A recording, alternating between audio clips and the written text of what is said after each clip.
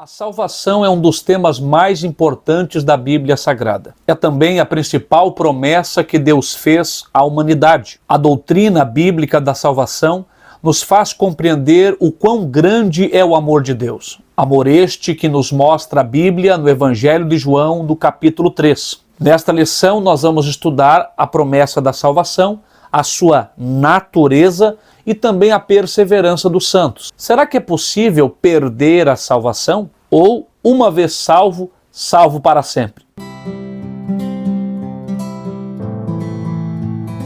A paz do Senhor, meus queridos irmãos, sejam todos muito bem-vindos ao canal Ensino Sem Fronteira. Eu me chamo Clésio Lefa e a minha missão por aqui é ajudar você a compreender melhor a palavra de Deus. Dando seguimento a esta série de aulas bíblicas, onde estamos estudando as promessas de Deus, vendo que o nosso Deus é fiel para cumprir cada uma delas, hoje nós vamos falar da maior de todas elas, da principal promessa de Deus, a promessa da salvação. Para ajudar e ensinar você a compreender bem esta lição, eu escrevi no quadro aqui os tópicos e também os subtópicos da nossa lição. Na parte superior nós temos o título, bem como o texto bíblico da leitura bíblica em classe, que está em João capítulo 3, versículo 14 ao 21, e aqui os tópicos. Primeiro tópico, a promessa da salvação. Segundo tópico, a natureza da promessa de salvação. E o terceiro e último tópico da nossa aula de hoje, promessa e perseverança na salvação. Embaixo de cada tópico estão os respectivos subtópicos, que nós vamos estar comentando e se aprofundando nesta aula. O nosso texto áureo diz: na verdade vos digo, que quem ouve a minha palavra e crê naquele que me enviou, tem a vida eterna e não entrará em condenação, mas passou da morte para a vida. João 5, versículo 24. Em sequência, a nossa verdade prática. A promessa da vida eterna é a maior bênção divina para todo aquele que crê em Jesus Cristo. Façamos agora juntos a nossa leitura bíblica em classe. João capítulo 3, versículo 14 em diante. E como Moisés levantou a serpente no deserto, assim importa que o Filho do Homem seja levantado, para que todo aquele que nele crê não pereça, mas tenha a vida eterna. Porque Deus amou o mundo de tal maneira que deu o seu Filho unigênito, para que todo aquele que nele crê não pereça, mas tenha a vida eterna. Porque Deus enviou o seu Filho ao mundo, não para que condenasse o mundo, mas para que o mundo fosse salvo por ele. Quem crê nele não é condenado, mas quem não crê já está condenado, porquanto não crê no nome do unigênito Filho de Deus. E a condenação é esta, que a luz veio ao mundo, e os homens amaram mais as trevas do que a luz, porque as suas obras eram más. Porque todo aquele que faz o mal aborrece a luz, e não vem para a luz, para que as suas obras não sejam reprovadas. Mas quem pratica a verdade, vem para a luz, a fim de que as suas obras sejam manifestas, porque são feitas em Deus. Como nós já afirmamos, na aula de hoje nós vamos falar sobre aquela que é a maior de todas as promessas de Deus. Quando nós falamos desta maneira, estamos dizendo que não há outra promessa que pode ser comparada a esta. Promessa de prosperidade, por exemplo, promessa de saúde, que são também feitas por Deus, mas não podem se comparar com a promessa da salvação. Lembramos-nos daquele texto que diz do que adiantaria o homem ganhar o mundo inteiro se viesse perder a sua alma. Vejamos nesse texto que a salvação é o mais importante. Por isso, a promessa de salvação feita por Deus à humanidade é a maior de todas as promessas. Nem todo mundo acredita na promessa de salvação. A própria Bíblia nos fala sobre pessoas que zombam da salvação, zombam da vinda de Jesus, e assim zombam, caçoam do crente que aguarda por ela. Mas bem-aventurado é aquele que crê, aquele que espera, aquele que mantém-se firmado, aguardando o regresso do seu Senhor. Porque ele, na verdade, não é homem para que minta, nem filho do homem para que se arrependa. Nenhuma de suas palavras caíram por terra. Aprendemos já aqui nesta série de estudos que a palavra de Deus, ela não volta vazia sem antes realizar aquilo para o qual ela foi enviada. O que há de vir virá e não tardará. No entanto, aqueles que creem na promessa da vinda do Senhor, na promessa da salvação, não podem viver de qualquer maneira, sem santidade, descuidando da sua vida, da sua conduta, tanto para com Deus como para com os homens. Não podemos com isso tornar a bendita esperança em uma vã esperança. Não podemos nos enganar, até porque a promessa de salvação, nós vamos aprender aqui nesta aula, ela é uma promessa condicional. O Senhor Jesus não salvará passando rodo na humanidade, mas o povo salvo é um povo específico, que atende a algumas prerrogativas divinas. Você está aprendendo exatamente para que você tenha a informação certa, precisa, para não errar e não viver de maneira leviana.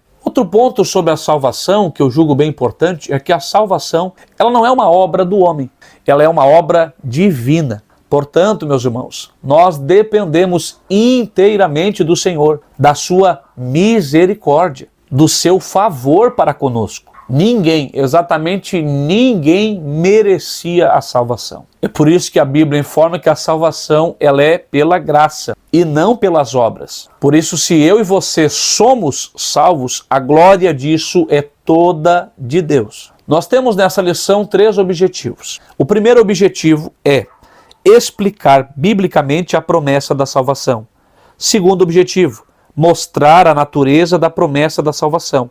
E o terceiro objetivo, refletir a respeito da importância da promessa da salvação e a perseverança nela. Cristo Jesus pagou um alto preço por nós. Recebemos gratuitamente a oportunidade de sermos salvos. É preciso enxergar, queridos irmãos, a salvação como um dom, como um presente, como uma dádiva divina. Porém, recebida esta salvação, nós temos uma jornada ainda pela frente, um caminho a trilhar. E neste caminho está nos reservado muitas turbulências, dificuldades e obstáculos. Por isso mesmo, recebendo a salvação, nós precisamos ter uma fé firme, uma fé correta na pessoa do nosso Senhor Jesus Cristo. Se nós tivermos uma fé fraquejante, uma pequena fé, as situações da vida podem nos levar a desfalecer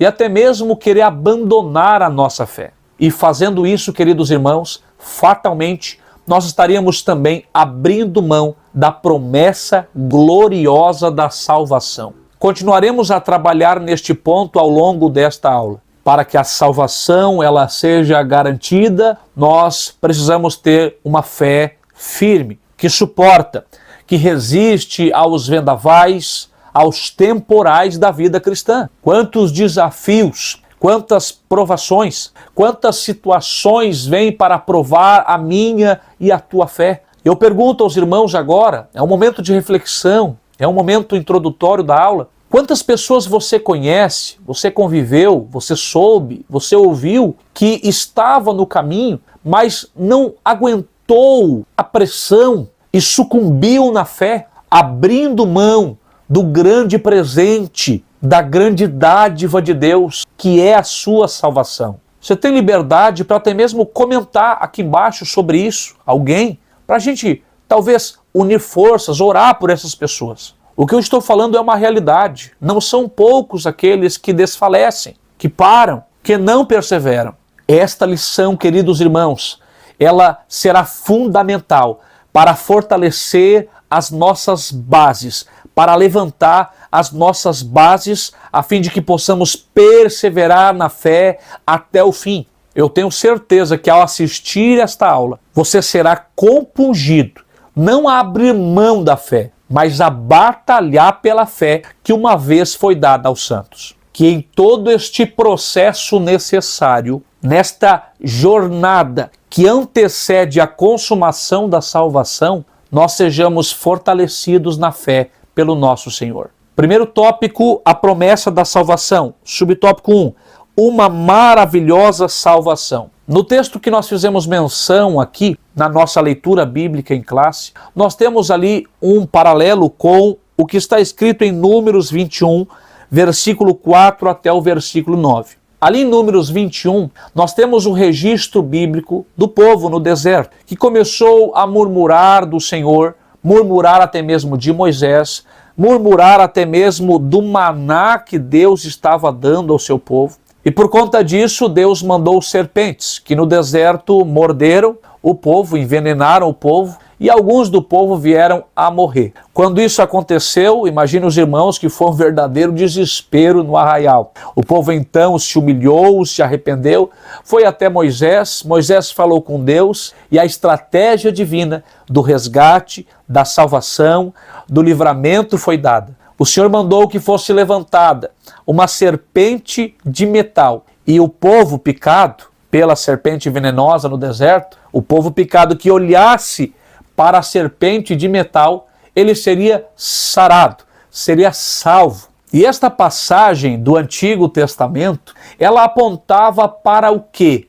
Ela apontava para Cristo. Cristo foi aquele entregue por nós na cruz, que foi levantado no madeiro, foi machucado, foi torturado, e todo pecador arrependido que olhar para Cristo, olhar para este que foi levantado, machucado e torturado, com fé receberá a salvação. E a exemplo do povo no deserto que não morreu fisicamente, este agora que olha para Cristo com fé, não morrerá espiritualmente. Aleluia! O Filho de Deus foi levantado para promover salvação a todo aquele que crê. No texto que fizemos leitura, em João capítulo 3, especificamente no versículo 18, falando sobre a promessa da salvação, nós temos ali duas realidades. Acabamos de falar que quem olha para aquele que foi levantado, torturado, machucado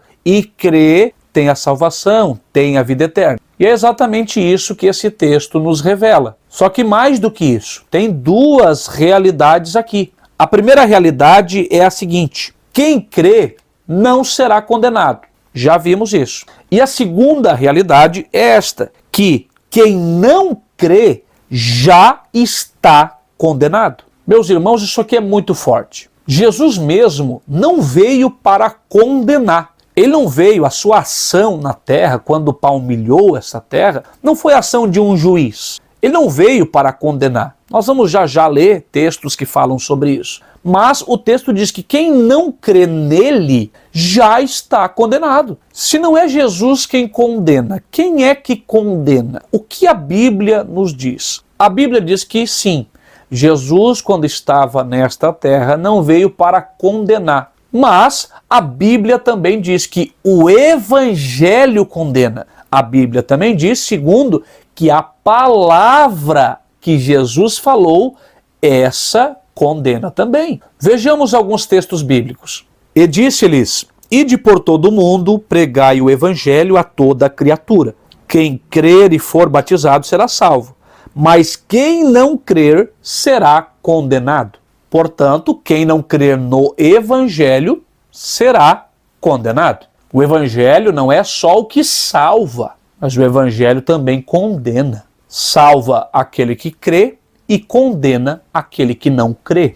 Eu sou a luz que vim ao mundo, para que todo aquele que crê em mim não permaneça nas trevas. E se alguém ouvir as minhas palavras e não crer, eu não o julgo. Porque eu vim não para julgar o mundo, mas para salvar o mundo. Quem me rejeitar a mim e não receber as minhas palavras, já tem quem o julgue. A palavra que tenho pregado, essa o há de julgar no último dia. Vemos nestes textos que haverá uma condenação. Não de Jesus. Jesus não veio para condenar, mas a palavra e o Evangelho, sim. O Evangelho e a palavra condenam. Com tudo aquilo que nós já estamos vindo e observando e aprendendo, nós podemos concluir que a salvação, ela é um presente glorioso, maravilhoso de Deus. Uma dádiva que homem nenhum merece, mas esta dádiva Deus alcançou por meio do seu Filho a todo aquele que nele crê. De modo que quem não crê no Filho não pode de forma alguma, seja com confissão positiva, com determinismo barato, tomar posse desta dádiva, tomar posse desse presente. A chave que abre esta porta é a fé em Jesus. No segundo subtópico da nossa aula, nós temos a obra de salvação, que nada mais é do que a providência divina para salvar o ser humano. A salvação é uma providência divina para o meu e o teu bem. Ninguém merecia, mas Deus providenciou. Ninguém fez por onde, mas Deus operou. Isso não te leva a dar glória a Deus? A palavra salvação, no original grego, é a palavra soteria, que significa livramento de perigo, livramento de ameaça. Imagine você que, tanto você como eu, como todos nós, éramos réu. Nós éramos condenados, estava sobre nós o peso, o fardo da culpa pelos nossos pecados, e o nosso destino era o inferno. O inferno era a justa paga pelas nossas atitudes. Então Deus providenciou um meio para nos livrar, para nos redimir, para nos salvar. E se posso usar o termo tomar posse, nós tomamos posse dessa grande bênção, recebendo a Jesus Cristo, seu Filho. Pois a obra de salvação está fundamentada em Cristo. A obra de salvação é a obra de Cristo, é a obra da cruz, é o que ele fez por nós. Então o evangelista João diz que Deus amou o mundo de tal maneira.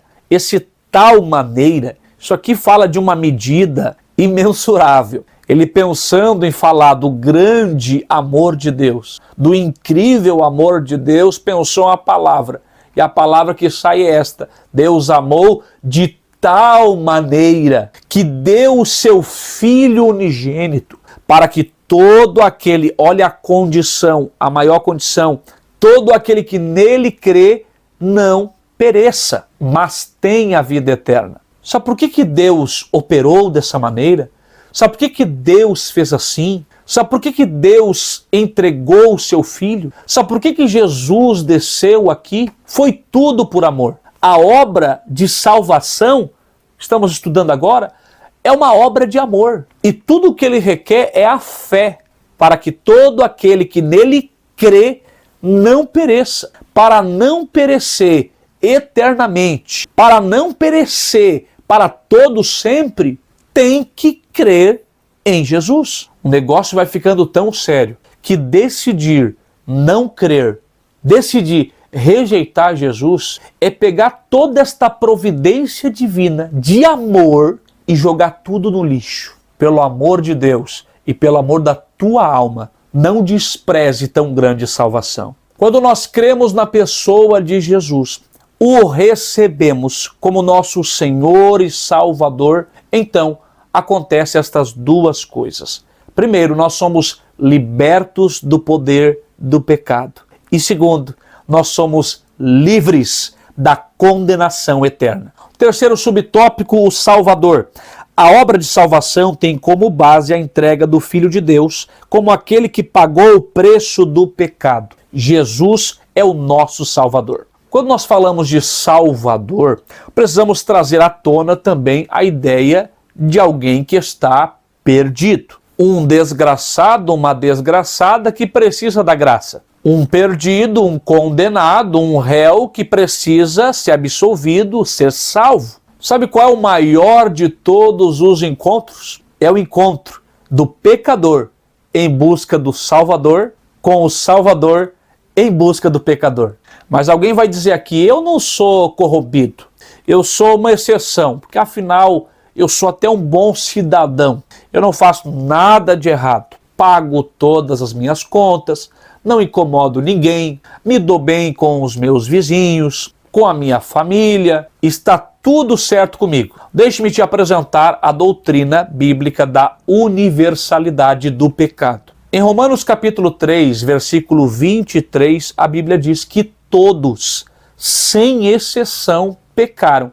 E por conta deste pecado que todos, sem exceção, pecaram, todos, sem exceção, também estão destituídos, separados, tirados, desligados da glória de Deus. O pecado de Adão contaminou toda a raça humana. A Bíblia Sagrada afirma isso. De modo que todo homem é pecador e réu. O homem já nasce de costas para Deus e à medida que caminha, que o tempo passa, mais distante ele fica de Deus. É somente Jesus que pode mudar este contexto. Em Romanos 6, versículo 23, a Bíblia diz que o salário do pecado é a morte. Se o salário do pecado é a morte e todos pecaram, o que nós merecíamos receber? A morte. Mas você sabe o que o Salvador fez? Deixa eu contar para você uma boa notícia. Ele entregou a sua vida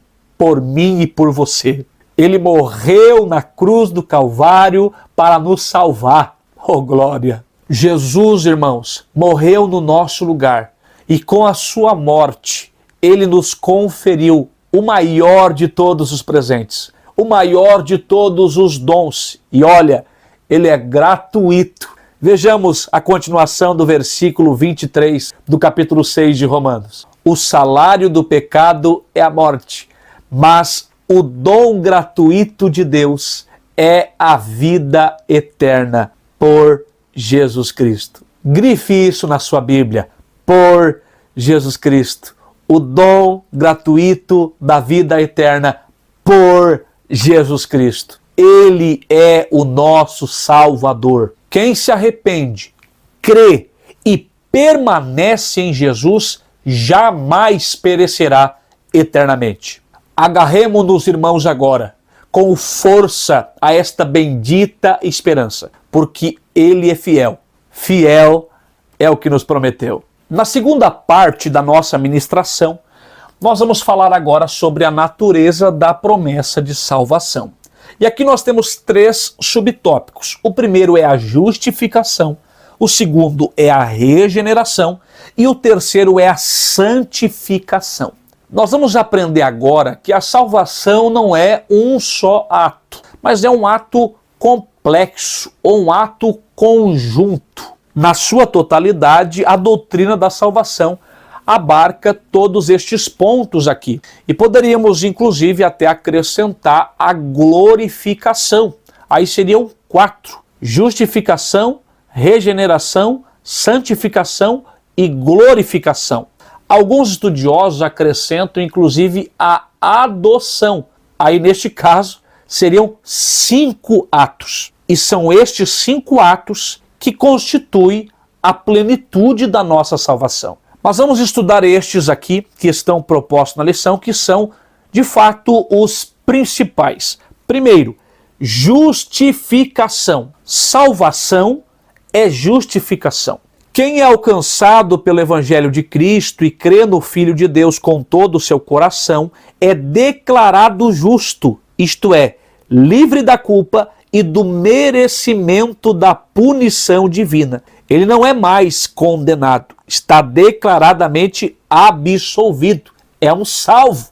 A doutrina da justificação é uma das doutrinas mais esplêndidas da Bíblia. Quando o pecador arrependido é por Deus justificado, é como se todo pecado, todo erro, toda falha, tudo que ele veio acumulando na sua vida até aquele presente momento, não existisse mais. E eu lembro daquele texto em Isaías: eu sou o Senhor, eu apago as tuas transgressões e dos teus pecados eu não me lembro mais. É exatamente isto que acontece na justificação. Todos os nossos pecados são apagados, irmãos. Receba essa palavra de Deus. Ele apaga. Não importa o que você fez. Não importa onde você foi. Se você confessar com a tua boca e crer com o teu coração no Salvador Jesus, Ele te justifica hoje.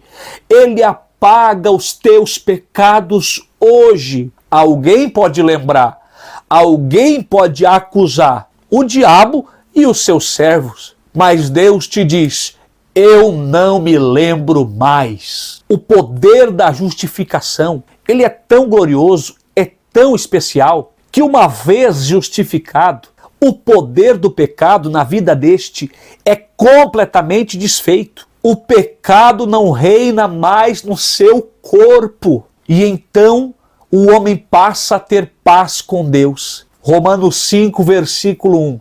Sendo, pois, justificados pela fé, temos paz com Deus. O segundo subtópico é a regeneração. Já aprendemos que salvação é justificação. Não há salvação sem justificação. Agora, nesta segunda parte, salvação é regeneração.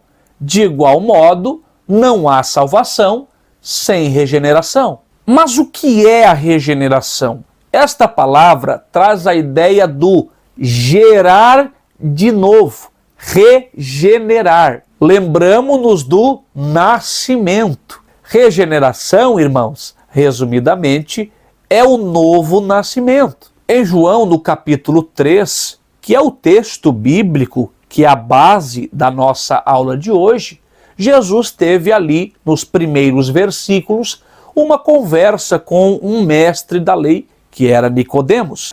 E na conversa Jesus deixou bem claro que para a salvação era necessário o quê? O novo nascimento. O texto deixa claro que não basta ser religioso, estar na igreja, ter atividades e até mesmo conhecer toda a lei. Se não nascer de novo, João 3, versículo 3, não pode ver o reino de Deus, disse Jesus. Se não nascer da água e do Espírito, João 3, versículo 5, não pode entrar no reino de Deus. Tanto para ver, contemplar, admirar, como entrar, é necessário nascer de novo. Pelo novo nascimento, irmãos, recebe este ensinamento. O pecador arrependido recebe uma nova natureza, pela qual ele vai poder, a partir dali, se relacionar com o Espírito de Deus e sentirá prazer nas coisas de Deus. O homem deixa de ser natural, passando a ser espiritual, porque agora ele nasceu de novo, ele recebeu uma nova vida. Aleluia! Segundo, pelo novo nascimento, o pecador arrependido passa a ser filho de Deus, deixando agora de ser apenas uma criatura. Em Marcos 16, Jesus disse: ide por todo o mundo, pregai o evangelho a toda criatura. Agora em João, capítulo 1, versículo 12, a palavra de Deus diz que todos aqueles que o receberam, deu-lhes o direito de serem feitos filhos de Deus. Não são mais criaturas no mundo, são agora filhos de Deus. Quando um homem, uma mulher, nasce de novo, é um filho que nasce, um filho de Deus que está nascendo. E se nós pensarmos aqui, já puxamos as promessas que são próprias para o filho e o manto fica cada vez mais forte. Glorifique a Deus onde você está, porque você é filho de Deus, se é que esta obra do novo nascimento já ocorreu em sua vida. Me diga uma coisa, você já nasceu de novo? Você tem prazer nas coisas de Deus? Quando você dobra os joelhos, isto é um fardo? Isto é uma cruz pesada? Ou você consegue sentir o fluir do Espírito, a graça de Deus te envolvendo? E quando você lê a Bíblia, é apenas um livro qualquer que você cumpre um protocolo porque tem que ler a Bíblia? Ou as palavras do texto sagrado aquecem o teu coração, fazendo você se alegrar na presença do Senhor? Será que tem vida aí ou é só um religioso? Como Deus opera o novo nascimento? Esta obra, ela é promovida, é feita diretamente pelo Espírito Santo e pela palavra. É exatamente isso que nós compreendemos quando Jesus fala a Nicodemos nascer da água, palavra, e do Espírito. Frisemos isso. Não é quando desce as águas que o pecador é regenerado, é salvo. Mas sim, ele é regenerado e é salvo quando se arrepende dos seus pecados diante do Espírito pela pregação da palavra. Então, para esse negócio aí que desceu as águas, nasceu de novo. Ali é só o sinal. Só que tem muita gente sinalizando por fora o que nunca aconteceu aqui dentro. O novo nascimento é aqui dentro. E ele ocorre desta maneira. Ação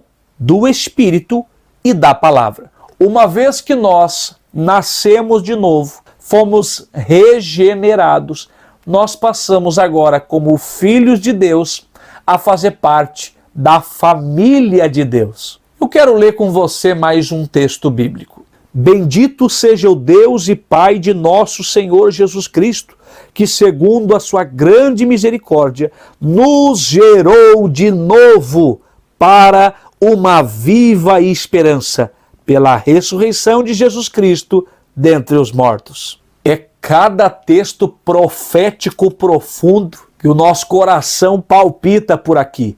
Olha o que Pedro está dizendo, que ele nos gerou de novo, novo nascimento, para uma viva, para uma bendita esperança. Sabe o que isso quer dizer, irmãos? Sabe aquele crente que não tem anelo nenhum pela vinda do Senhor, não tem mais a esperança do arrebatamento, não anela, não anseia, não ora, não jejua, o coração dele não vibra com essas coisas. O negócio dele é as coisas terrenas, materiais, os planos do futuro, da salvação eterna. Isso aí não apetece mais ele. Sua esperança é só nessa terra. E Paulo disse que o homem que vive desta maneira é o mais miserável de todos os homens. Se a esperança do homem é somente nesta vida, agora aquele que nasceu de novo, ele tem viva dentro do seu coração a bendita esperança que é a vinda do nosso Senhor Jesus Cristo. Maranata, ora vem Senhor Jesus. Deixa eu fazer aquela pergunta que sempre tem que ter aqui. É regenerado ou só tomou um banho nas águas? Vive em novidade de vida ou preso na velha vida? Está com os olhos fitos no céu ou fitos aqui na terra? Terceiro subtópico desta segunda parte é a santificação. Estamos falando da natureza, que é a essência da salvação. Salvação é justificação, já aprendemos. Salvação é regeneração, novo nascimento, já aprendemos. E salvação também é santificação. Nesta parte nós temos dois tipos de santificação. A primeira santificação é a santificação posicional. E a segunda santificação é a santificação progressiva. Quando nós sofremos estas primeiras duas ações que nós acabamos de estudar, que é a justificação, quando nós somos justificados, e a segunda, regeneração, quando nós somos regenerados, nós somos elevados à posição de santos. Entramos no grupo dos nomeados santos de Deus. Agora tem a segunda parte, que é a santificação progressiva. Esta fala de uma santificação que cresce, que evolui à medida que nós nos relacionamos com Cristo. Aqui entra aquele tripé santo, né? Estudo da palavra, oração, jejum. Nós vamos nos relacionando com Cristo, tendo as nossas experiências com Cristo, e Ele vai se revelando a cada um de nós, revelando a sua vontade perfeita, o que lhe agrada, o que lhe desagrada. É quando nós vamos progredindo em santificação. Ao saber o que agrada a Deus, vamos aplicando aquilo à nossa vida. Ao saber o que Deus não gosta, vamos excluindo aquilo da nossa vida. E assim nós vamos nos santificando a cada dia.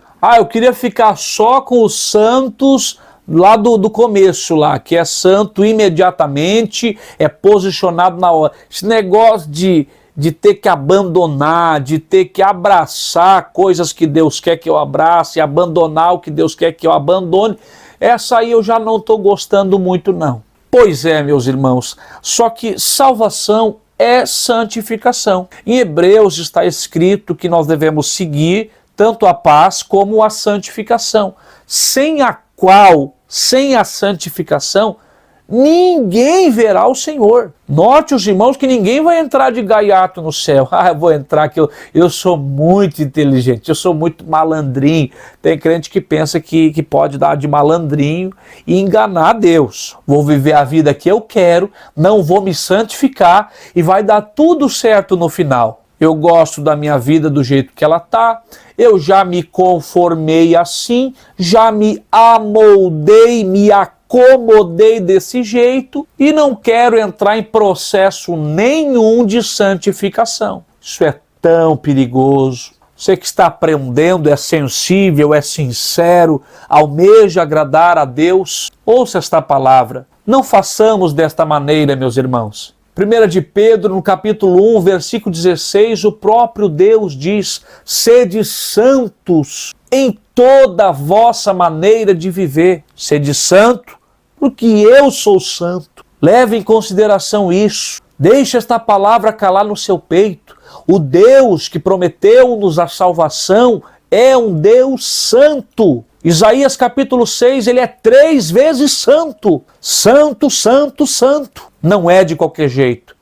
Tem que se santificar. Aos Tessalonicenses, Paulo falou que o mesmo Deus de paz almeja, quer, deseja nos santificar em tudo. Corpo, alma e espírito, para assim nos conservar irrepreensíveis para o quê? Para a vinda do Senhor. E tem gente brincando com esse negócio. Eu anotei aqui para compartilhar com os irmãos. O crente que se fecha para o contínuo trabalhar de Deus está rejeitando a obra da santificação. E se salvação é santificação, quem rejeita santificação está rejeitando o quê? É isso mesmo. Quem rejeita a santificação está rejeitando a salvação de Deus. A palavra de Deus nos mostra o período pelo qual durará o processo de santificação. Filipenses capítulo 1, versículo 6. Aquele que em vós começou a boa obra, ele a aperfeiçoará até o dia da sua vinda. Você viu o que está escrito aqui? O processo de santificação vai durar até o dia da vinda do Senhor. Sabe o que isso significa, irmãos? Que ninguém está bom demais a ponto de não ter mais nada a melhorar. Tem muitos hoje em dia que pensam que já estão bom demais. Não precisa aprender, não precisa melhorar, não precisa consagrar mais, jejuar mais, orar mais. Um dia ele frequentava essas coisas. Um dia ele andava por esses lugares. Não faltava escola bíblica, era amante de teologia, de estudo bíblico, oração, consagração, círculo de oração. Mas hoje não. Hoje ele pensa que não precisa mais, que já sabe de tudo, que está tudo bem. Ele já atingiu o nível máximo, o nível da perfeição. Se tornou quase um querubim ungido na terra. Há um tempo atrás eu questionei um pastor que vive nessa vibe, que não precisa de mais nada, é só ele que tem, é só ele que faz. E ele disse assim para mim: para que eu vou ir numa escola bíblica? Ouvir a ti, um miserável? Que Deus nos livre de cair neste laço de soberba e de orgulho. Se perdermos a humildade para nos permitirmos ser trabalhados por Deus, melhorados por Deus, para permitirmos a ação da palavra em nossa vida, tirando coisas que não agradam a Deus, não nos encontraremos com Ele no dia da sua vinda. Recebe este conselho de Deus e, pelo amor de Deus, não deixe a soberba dominar o teu coração. Aquele que é santo, santifique-se mais. É o que diz a palavra do Senhor. Terceiro tópico da nossa aula de hoje: promessa e perseverança na salvação. Subtópico 1, a base da promessa de salvação é Cristo. Pegamos esta palavra aqui, ó, base. O que é a base? Nós estamos falando sobre a base da promessa de salvação. O que é a base? Base é o fundamento, base é o suporte, base é o alicerce. Cristo é esta base, Cristo é este alicerce, este fundamento. A palavra de Deus diz-nos que Ele é a pedra angular que os edificadores rejeitaram. Pedra esta pela qual a igreja está fundamentada e por ela subsiste. Este fundamento dá à igreja sustentação. Jesus edificou a sua igreja. Em Cristo, a nossa base, nós estamos edificados. Em Cristo, nós somos mais do que vencedores. Sobre esta pedra eu edificarei a minha igreja e as portas do inferno não prevalecerão contra ela. Jesus, o Cristo, o Filho do Deus vivo, é esta pedra. Segundo subtópico, a apostasia individual. É aqui que nós vamos falar se é possível perder a salvação. E meus irmãos, a nossa linha de fé é esta. A salvação, ela não é incondicional. Com tantos textos que nos enfatizam que temos de crer, que temos de perseverar, que temos de permanecer nele para usufruirmos de tamanha bênção, fica difícil pensar diferente. Assimilar esta ideia do uma vez salvo, salvo para sempre. Se estamos falando de pessoas que ainda palmilham essa terra, é complicada essa ideia. Logicamente que aquele que morreu em Cristo, agora já está garantido, foi salvo uma vez e é salvo para sempre. Nunca mais terá risco, perigo de perder a sua salvação. Outro sim, aquela pessoa que está no leito hospitalar, dando seus últimos suspiros, recebe a Jesus ali, confessa-o, se arrepende e logo vem a morrer, foi uma vez salvo e salvo agora vai ser para sempre. Temos o exemplo bíblico do ladrão da cruz, que reconheceu a Jesus, reconheceu o senhorio de Cristo, os seus pecados, pediu para que Jesus se lembrasse dele e Jesus disse: hoje mesmo estarás comigo no paraíso. Foi salvo ali e salvo para sempre. Mas agora essa ideia de recebeu a salvação, aí passa o resto da vida debaixo dessa falsa fé, dessa ilusória crença, desta fantasia que uma vez foi salvo, e aí ele é um escolhido de Deus, ele é marcado por Deus, uma vida toda errada, toda torta, não atendendo a nenhuma das prerrogativas e condições estabelecidas por Deus. Te acorda, rapaz, que evangelho estranho é este? Mateus capítulo 24, versículo 13 diz que aquele que perseverar até o fim é que será salvo. Aqueles que receberam a salvação, que experimentaram do amor divino, que foram alcançados por esta graça, podem, com o seu livre-arbítrio,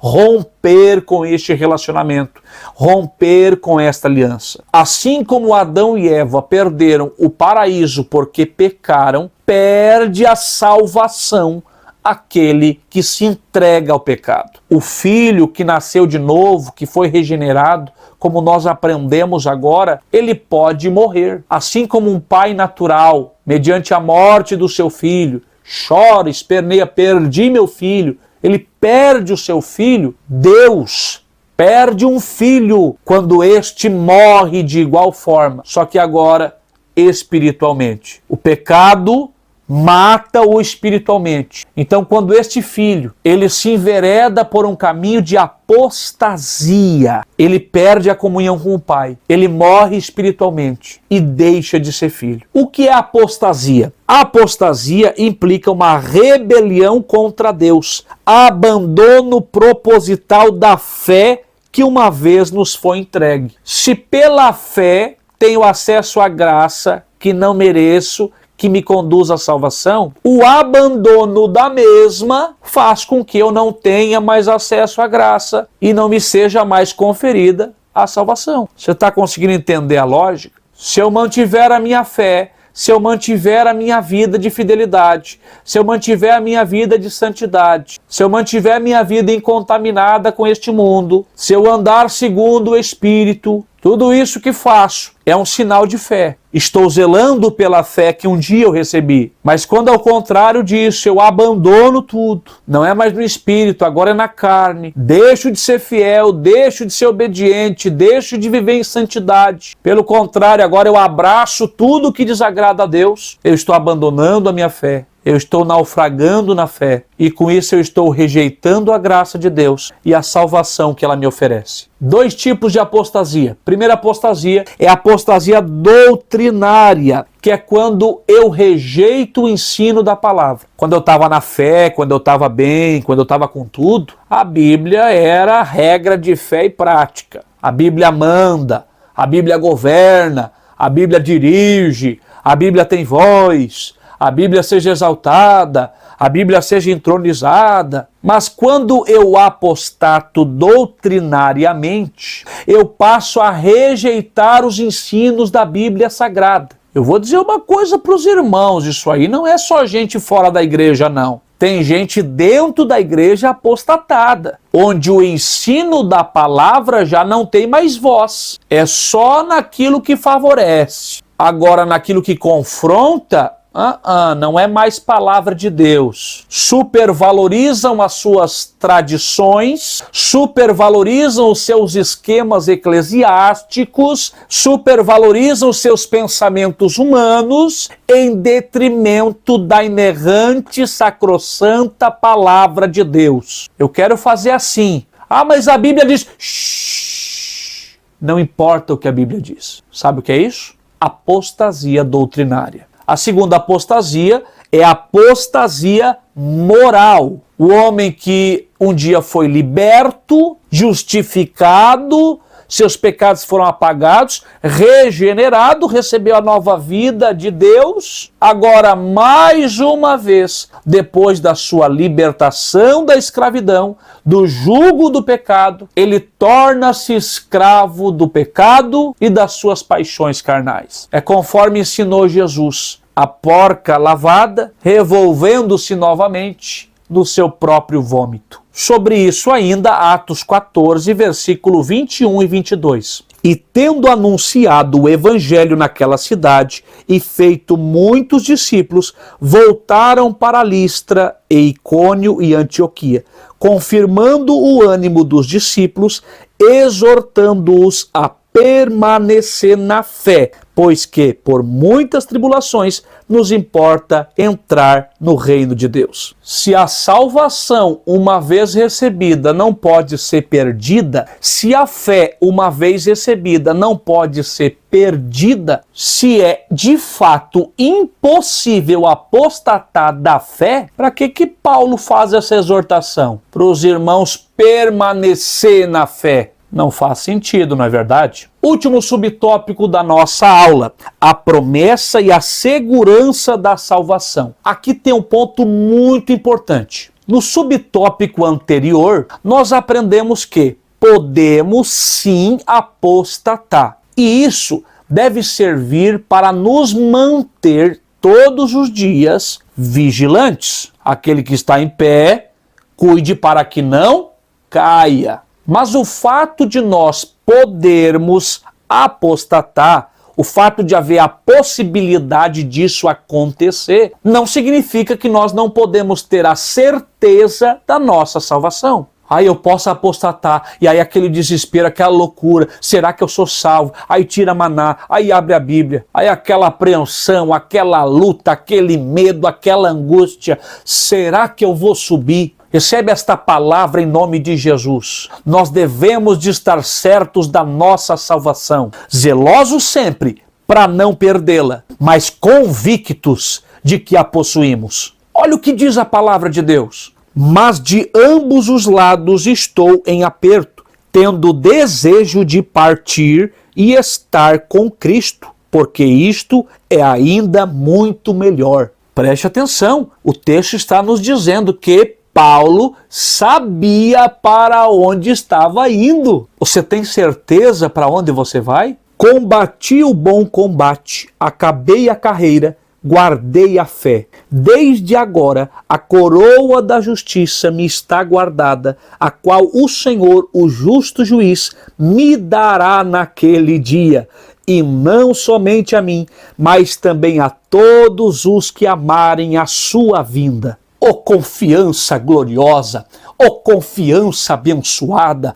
Paulo está dizendo, eu combati o bom combate, eu terminei a minha carreira. Paulo já estava velho, irmãos. Eu guardei a minha fé, disse ele, mas ele tinha uma certeza. E essa certeza estava com ele, essa convicção, esta confiança, a certeza de que estava para ele guardada uma coroa de justiça. E não somente a mim, disse Paulo, mas a todos que amarem a sua vinda. Portanto, meus irmãos, nós não andamos com medo, nós andamos com segurança. Quer mais uma? Sabe por quê?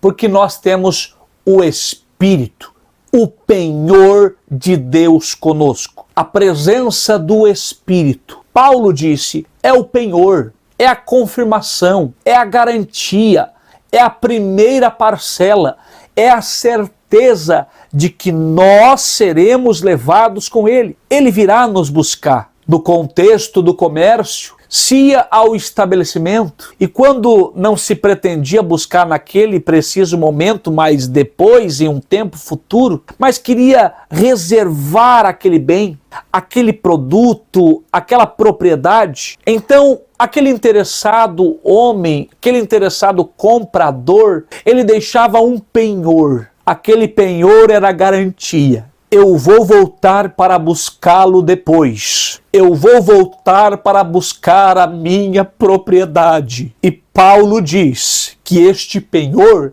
é o Espírito Santo.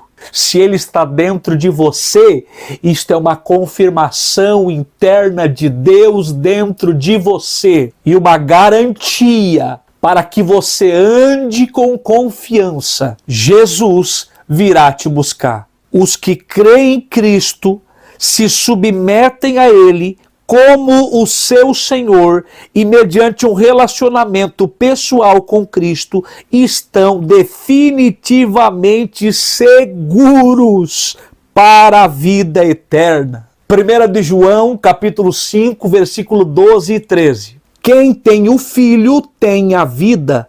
Quem não tem o Filho de Deus não tem a vida. Estas coisas vos escrevi para que saibais que tendes a vida eterna e para que creiais no nome do Filho de Deus. Glória a Deus, meus irmãos. Que aula maravilhosa, que aula preciosa. Aprendemos muito sobre a promessa da salvação. Aprendemos como o imensurável amor de Deus nos alcançou. A obra gloriosa de Cristo, o nosso Salvador na cruz. Aprendemos que salvação é justificação, salvação é regeneração, salvação também é santificação. Com certeza, estes ensinamentos vão nos fazer ficar mais sólidos, mais estruturados, mais convictos, mais confiantes. Glorifique ao Senhor agora, porque você foi alcançado. Você pode andar sim de cabeça erguida e confiante. Você tem o penhor. Jesus em breve voltará a buscar aqueles que nele creem. Aleluia! Será glorioso, será tremendo. É a maior promessa de Deus. Não podemos rejeitar e desprezar tão grande salvação. Se a frieza estava rondando você, diga assim, ó, show apostasia, show frieza, eu estou firmado na promessa do meu Deus, na promessa da salvação, e eu não abro mão dela por nada neste mundo. Na próxima aula, nós iremos estudar a promessa de cura divina. E você sabe como é que vai ser essa aula? Vai ser uma aula extraordinária. Temos um encontro marcado semana que vem. Agora me diz uma coisa, esse vídeo ajudou você? Agregou a você algo espiritual? Se sim, não como pagamento, mas como gratidão, eu te peço que você deixe o seu like, comente e também compartilhe com mais alguém. Por hoje eu vou ficando por aqui, nos vemos no próximo vídeo. Meu nome é Clésio Lefa e aqui eu estou em nome do Rei, em prol do Reino de Deus, crendo sempre na autoridade máxima das Escrituras.